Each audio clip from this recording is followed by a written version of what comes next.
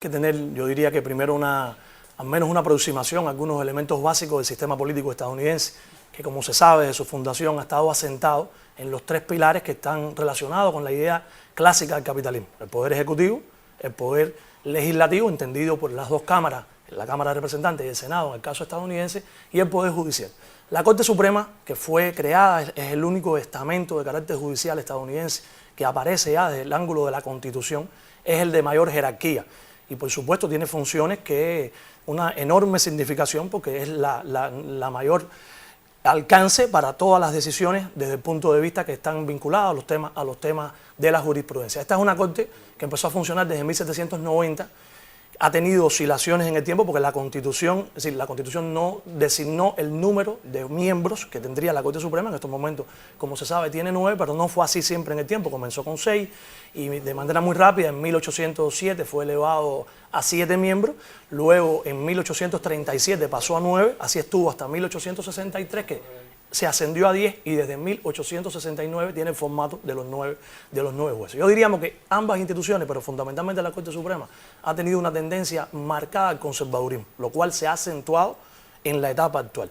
De esos 9 miembros, 6 fueron nombrados por presidente, es decir, se sabe que el proceso para designarlos es el nombramiento del presidente cuando hay alguna vacante, porque tienen un carácter vitalicio y luego tienen que ser confirmados por el Senado. Hay 6 que están adscritos a posturas conservadoras y 3 que quedan de carácter liberal, 2 que designó el presidente Obama y 1 que quedaba de la época del presidente Clinton. En el caso de Trump, que creo que es una de las cosas que no siempre se contempló con toda la profundidad, el presidente Trump entre abril de 2017 y el 2020 nominó a 3 jueces.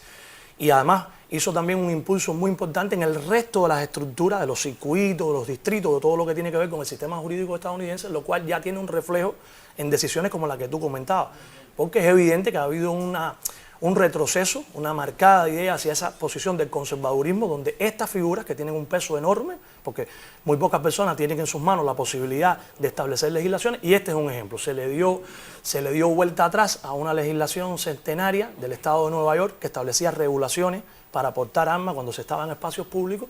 y sin lugar a duda hay que interpretarlo como algo que siente un precedente muy peligroso y que además entronca con la situación tan compleja por la cual atraviesa los Estados Unidos y en la cual la temática del control de armas es uno de los temas de mayor presencia, sobre todo cada vez que ocurren acontecimientos terribles, dramáticos, verdaderamente conmovedores, como son cada vez que hay una matanza en espacios docentes, algo que ha venido marcando, desgraciadamente, porque ninguna sociedad debía padecer ese flagelo, ha venido marcando la contemporaneidad de los Estados Unidos. Eso yo diría con respecto a la Corte Suprema. Por otro lado está lo que tú señalabas, la Cámara de Representantes y el Senado, en el caso del Senado 65-33 y en el caso de la Cámara de Representantes 234-193, lograron aprobar hace apenas una semana el impulso bipartidista de más largo alcance en los últimos 30 años. Un proyecto para las denominadas hacer las ciudades más seguras, que intenta poner, diríamos que está haciendo una analogía, por ejemplo, con la decisión del presidente Biden del 16 de mayo con respecto a Cuba. Diríamos que es en la dirección correcta, pero absolutamente insuficiente, porque sigue siendo epidérmico, en muchos casos hasta cosmético, porque no toca la raíz de un fenómeno tan complejo como es el hecho de que en Estados Unidos haya casi 400 millones de armas en poder de la población civil, y que es la verdadera base, el exceso de armamento a partir de cuestiones que podremos analizar más adelante, pero que crean las condiciones para el incremento de la violencia,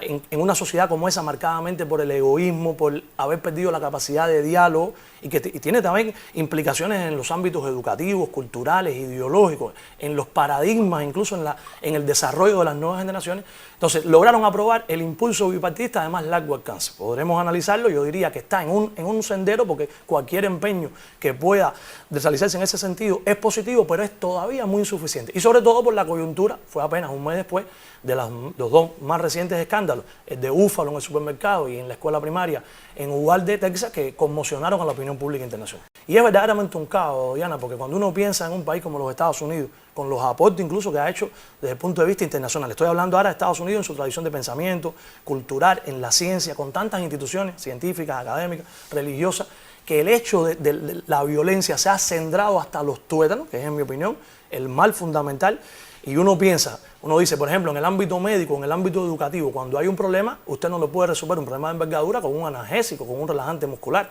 Usted tiene que buscar las causas de fondo y sobre eso tratar de lograr el conocimiento acumulado de esa sociedad, compulsar los esfuerzos, concertar posiciones comunes. También sabemos que esa es una sociedad fracturada, es una sociedad dividida. Una sociedad que ha estado atravesando, al menos en los últimos 50 años, un profundo proceso de declive que se refleja y de contradicciones en el plano interno y en su proyección exterior. Y es una sociedad que está tan fragmentada donde cada vez más ha sido mucho más difícil buscar el consenso. Ni siquiera en temáticas como esta. Y cuando uno ve la larga historia de los acontecimientos en los centros docentes, que no comenzaron con la matanza de Uvalde, ni siquiera con Columbine en Colorado en el 99, se habla del efecto de la generación Columbine, que es que toda la sociedad que nació después de abril del 99 ya ha estado marcado por ámbitos inseguros en los espacios docentes. Por ejemplo, la matanza más grande en Estados Unidos en el tema de escuela ocurrió en Bath en 1947, en el estado de Michigan. 45 niños entre primero y sexto grado por el tema de explosivos. Un funcionario del colegio de la escuela que se negó al incremento de los presupuestos. Entonces es un mal consustancial a esa sociedad. ¿Y cuál ha sido la posición tradicional de muchos de los republicanos y de las fuerzas más retrógradas? Resolver el problema armando a maestros, pretendiendo que se puedan armar a maestros, creando espacios de vigilancia, dando presupuesto para instalar policías en las escuelas. Y por supuesto que eso no tiene nada que ver con la raíz, que es la cultura de la violencia. Es muy triste que en formaciones, de lo cual el capitalismo en general no escapa. Por Estados Unidos, su ejemplo paradigmático, la violencia está acendrada en las primeras edades y un reflejo de esa manera en que no hay la capacidad de dialogar, tristemente son acontecimientos de esa envergadura. Hay que decir en primer lugar que Estados Unidos esa tendencia al conservadurismo también se ha reflejado en su sistema legislativo. Fíjate que ellos nada más que han aprobado 27 enmiendas y hace 30 años que no aprueban ninguna. Y hubo etapas, por ejemplo, entre 1804 y 1864 que no aprobaron ninguna, de la 12 a la 13. Entonces, en aquel contexto, la idea de Madison y otros de los padres fundadores era que la necesidad de que debían estar armados porque había un cuestionamiento a las estructuras monárquicas europeas. Y las fuerzas más retrógradas, más reaccionarias, se han apegado estrictamente a una idea que no tiene absolutamente nada que ver con el contexto de hoy, ni el mundo de hoy, ni el sistema incluso de la dinámica interna de los Estados Unidos. Yo diría que aquí hay no solamente una posición del conservadurismo, una posición inamovible, una posición que tiene que ver con no los avances internacionales, sino el componente económico que está detrás de todos estos asuntos. Porque se sabe que el negocio de las armas, de todo lo que está vinculado a la industria armamentística en general, no solamente es el negocio más lucrativo dentro del capitalismo y Estados Unidos es su punto de lanza, sino el más rentable, el que más montos genera en los volúmenes económicos y financieros y el de mayor rentabilidad. Es verdaderamente espeluznante esos sucesos con niños, el 90% de ellos en Uvalde, niños de ascendencia latina, el 87% de comunidades vulnerables. Ojalá que se imponga la capacidad de dialogar. Parece difícil, es una sociedad fragmentada, es una sociedad atomizada, es una sociedad donde los intereses económicos se han adueñado de todo, donde los imaginarios están vinculados a la obtención de ganancias. Y lo más triste es que esto se expresa en el ámbito de la cultura, en el ámbito también la cinematografía, en el ámbito del arte, de John Wayne a Clint Eastwood, el modelo que se... Y no hablar de los videojuegos, no hablar de las cosas que en los últimos 30 años se han denunciado profundamente en los Estados Unidos, los niños que están 10, 14, 16 horas prácticamente, no logran hablar con su familia y son adolescentes los que han cometido la mayoría de estos hechos en Sandy Hook, en Parkland, en Red Lake, en todo lo que han en los últimos 30 años. Entonces, en mi opinión, parece muy complejo, esto es un paliativo, esto es como una curita de mercurio cromo, en la dirección correcta, insuficiente, pero ojalá que se produjera en Estados Unidos la oportunidad, el debate, del cual emergiera una solución. Cada vez más hay voces en todos los terrenos, en la política y en el mundo del espectáculo, en el mundo de la ciencia, en el mundo del arte, que se pronuncian con una energía, porque esa sociedad, ¿cuántos acontecimientos más tienen que ocurrir para que cambie? Y ese es un dilema para la familia estadounidense, para la sociedad estadounidense.